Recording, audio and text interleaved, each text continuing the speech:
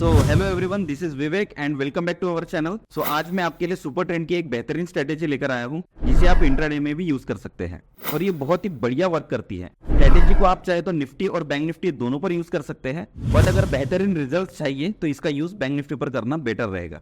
आप चाहे तो इसका यूज ऑप्शन बाइंग सेलिंग दोनों में कर सकते हैं, बट सेलिंग में थोड़ा सा ज्यादा अच्छा रिजल्ट मिलेगा क्योंकि इसमें टाइम डीके आपके फेवर में होता है। और ऑप्शंस पर इसे कैसे अप्लाई करना है ये सब कुछ आज इस वीडियो में कवर करूंगा। तो चलिए टाइम वेस्ट नहीं करते और सीधा स्क्रीन के ऊपर चलते हैं।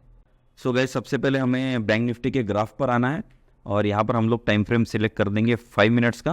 ओके, और इसके बाद हम लोग इंडिकेटर्स में जाकर यहाँ पर सुपर ट्रेंड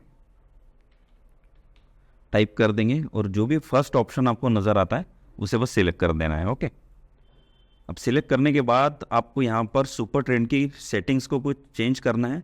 अब यहाँ पर जो ATR लेंथ है वो 10 और फैक्टर 3 है, तो ATR लेंथ को हम लोग 3 और फैक्टर को हम लोग 7 कर देंगे। ओके, और यहाँ पर ओके कर देना है।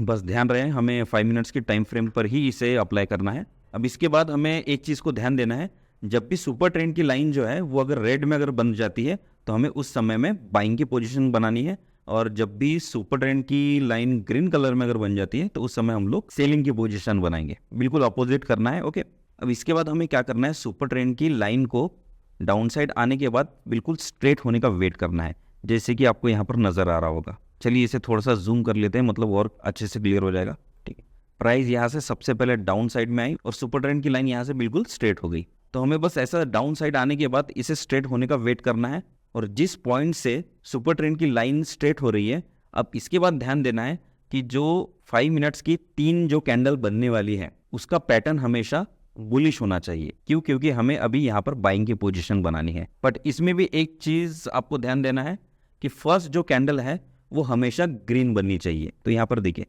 यहाँ पर फर्स्ट कैंडल जो है वो ग्रीन बनी हुई है, और यहाँ से जो आप अगर ये 3 कैंडल का अगर पैटर्न देखोगे तो यहाँ पर ये बुलिश पैटर्न है, क्योंकि तीनों कैंडल्स यहाँ पर क्या बनी हुई है, ग्रीन बनी हुई है। ऐसा जरूरी नहीं है कि तीनों कैंडल्स ग्रीन ही बने, बस यहाँ पर ध्यान क्या देना है कि आपको जो फर्स्ट कैंडल है वो फर्स्ट कैंडल आपकी हमेशा ग्रीन होनी चाहिए, और ये बाकी की ये जो 2 कैंडल्स जो बनी हुई है उसके जो बाद में बनी है, उन दोनों कैंडल्स का लो जो है वो फर्स्ट कैंडल के नीचे नहीं होना चाहिए।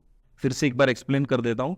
सुपर ट्रेंड की लाइन स्ट्रेट होने के बाद फर्स्ट कैंडल को देखना है कि फर्स्ट कैंडल ग्रीन बनी है क्या। अगर ग्रीन बनी है तो उसके बाद में जो 2 कैंडल्स बनने वाली है उनका लो जो है वो फर्स्ट कैंडल के लो के नीचे नहीं बनना चाहिए। ओके, तो अगर ये कंडीशंस हमें नजर आती है तो उसके बाद हम लोग क्या करेंगे, जो थर्ड कैंडल है उसकी क्लोजिंग पर हम लोग बाइंग की पोजीशन एग्जीक्यूट करेंगे। ठीक है, अब इसे एग्जीक्यूट कैसे करना है, अब सबसे पहले इसका टाइमिंग हम लोग नोट कर देते हैं। यहाँ पर आप देख सकते हैं 13 मई को लगभग 10:10 की कैंडल है। तो हमें क्या करना है, 10:10 की जो कैंडल का जो क्लोजिंग रहेगा उस समय हमें एंट्री लेनी है। तो एंट्री या तो आप फ्यूचर को भी डायरेक्ट बाय कर सकते हो, या तो फिर आपको अगर लगता है कि ऑप्शंस में अगर ट्रेडिंग करनी है तो आप जाकर ऑप्शंस में कॉल ऑप्शन को बाय कर सकते हो, और अगर आपको लगता है कि ऑप्शंस में सेलिंग करनी है तो इस समय में आपको क्या करना है, पुट को सेल करना है। बस ध्यान रखना है कि ये दोनों बाय या सेल आप जो भी कर रहे हैं तो वो आपको एट दी मनी पर ही करना है। ओके, तो अभी हमें यहाँ पर बाइंग का सिनेरियो नजर आ रहा है।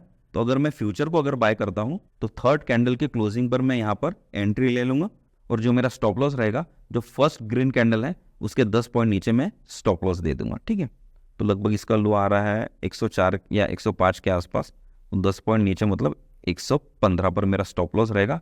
हाँ, और जो मेरा टारगेट रहेगा वो सुपर ट्रेंड की लाइन पर रहेगा। तो ये जो सुपर ट्रेंड की लाइन है बस हमें इसे ही फॉलो करना है। जैसे ही मार्केट इस सुपर ट्रेंड की लाइन को टच हो जाता है वही हम लोगों का टारगेट रहेगा। ओके, बट इस ट्रेड में अगर आप देखोगे तो यहाँ पर हम लोगों का स्टॉप लॉस हिट हो चुका है। ठीक है, तो ये तो हो गया हमारा फर्स्ट ट्रेड। अभी ध्यान रहे कि आपको दिन में सिर्फ 2 ही ट्रेड करने हैं। अगर आपका फर्स्ट ट्रेड में अगर स्टॉप लॉस हिट हो जाता है तो उसके बाद यही कंडीशंस आपको देखना है कि वापस से कहीं बनती है क्या। अगर यही कंडीशन अगर वापस से अगर बन जाती है तो हम लोग फिर से सेकंड ट्रेड में एंट्री लेंगे। तो यहाँ पर तो हम लोगों का स्टॉप लॉस हिट हो गया है। तो अभी यहाँ पर देखते हैं कि फिर से वो सिनारियो क्रिएट हुआ है क्या। यहाँ पर थोड़ा क्लियर कर देता हूँ मैं। अब सुपर ट्रेंड की लाइन यहाँ पर अगर आप देखोगे, वापस से सुपर ट्रेंड की लाइन ने एक कर्व बनाया और यहाँ से बिल्कुल लाइन स्ट्रेट हो गई। तो उसके बाद हम लोग फर्स्ट कैंडल सबसे पहले देखेंगे। तो देखिए यहाँ पर फर्स्ट कैंडल बराबर ग्रीन बनी हुई है। ओके, और इसके बाद की जो 2 कैंडल्स है उसका लो फर्स्ट कैंडल के नीचे नहीं गया है। ओके, तो यहाँ पर हमारा बाइंग का क्राइटेरिया फिर से एक बार बन रहा है। तो अभी हमें क्या करना है कि थर्ड वाली जो कैंडल है, थर्ड वाली कैंडल पर हमें एंट्री लेना है और फर्स्ट ग्रीन कैंडल के 10 पॉइंट नीचे हम लोग स्टॉप लॉस रख देंगे, लगभग 125 के आसपास। और आपको ध्यान देना है सुपर ट्रेड की लाइन पर हमारा टारगेट रहेगा। ओके, तो यहाँ पर हमारा टारगेट कहाँ पर हिट हुआ है, लगभग 12:25 के आसपास। ओके, और हमारी एंट्री कहाँ पर हुई थी, 10:50 की जो कैंडल का जो क्लोजिंग है वहाँ पर हमारी एंट्री हुई थी। अब यहाँ पर हमने गेन कितना किया है, लगभग 280 पॉइंट्स के आसपास हम लोगों ने यहाँ पर गेन कर दिया। अगर आप फ्यूचर में अगर ट्रेडिंग कर रहे हो तो 280 पॉइंट के आसपास हम लोगों को यहाँ पर टारगेट मिला है और स्टॉप लॉस हमारा बिल्कुल मिनिमम रहता है। तो चलिए इसका एक मैं आपको बैक टेस्ट भी करके दिखाता हूँ कि आपको ऑप्शंस में कैसे ट्रेडिंग करनी चाहिए। ओके, जैसे कि आपने यहाँ पर देखा है कि 10:50 की क्लोजिंग पर हमारा बाइंग का सिनेरियो बना था, तो एग्जैक्ट इसी टाइमिंग पर हम लोग क्या करेंगे, ऑप्शन को बाय करेंगे और जिसके लिए हम लोग ऑप्स्ट्रा का यूज करेंगे। ओके, तो ऑप्स्ट्रा में आ जाते हैं, तो यहाँ पर आप देखोगे तो एक ऑप्शन आता है ऑप्शन सिमुलेटर।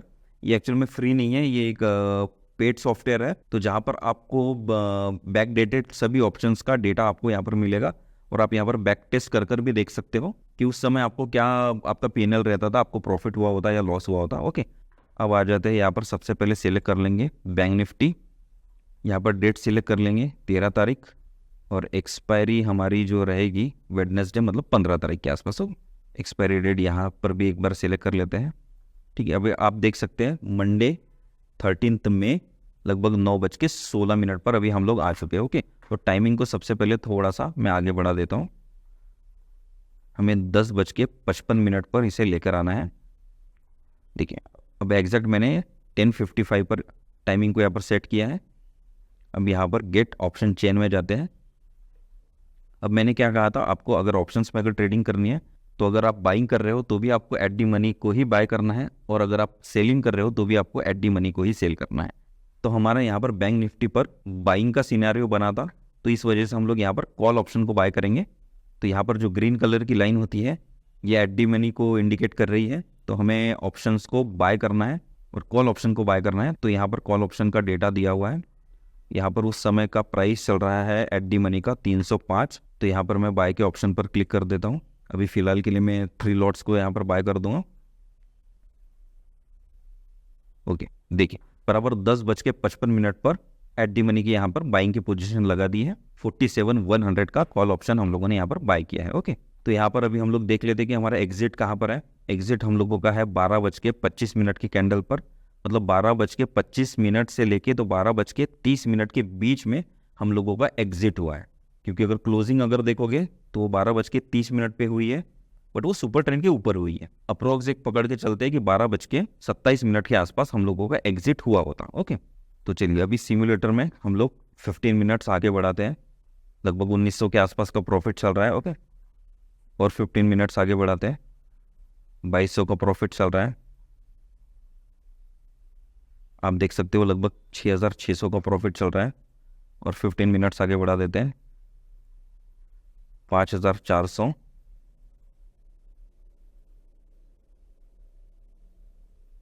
डायरेक्ट अभी हम लोग देखिए 12:25 पर हम लोग आ गए हैं, बट हमें एग्जिट कहाँ पर करना था, 12:27 के आसपास। ओके, तो और 1 मिनट आगे बढ़ा देते हैं।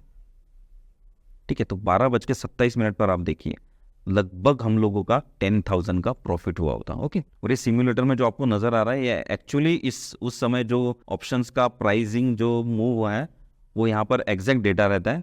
तो अगर आपने उस समय अगर पोजीशन अगर सही में बनाई होती तो लगभग आपका 10,000 का प्रॉफिट रहता था। ओके, तो एक बार ये भी देख लेते हैं कि उस समय जो फर्स्ट ट्रेड में हमारा जो स्टॉप लॉस लगा था उस स्टॉप लॉस में हमारा लॉस कितना हुआ होता। ठीक है, सबसे पहले यहाँ पर नोट डाउन कर लीजिए, लगभग 10,600 का प्रॉफिट हम लोगों ने यहाँ पर बुक कर लिया। एक अप्रॉक्स पकड़ते हैं 10,400 या 500 के आसपास हम लोगों की बुकिंग हो गई होती। अब जो फर्स्ट ट्रेड में हमारा टाइमिंग क्या था, 10:10 के आसपास, मतलब इसका जो क्लोजिंग होगा 10:15 पर।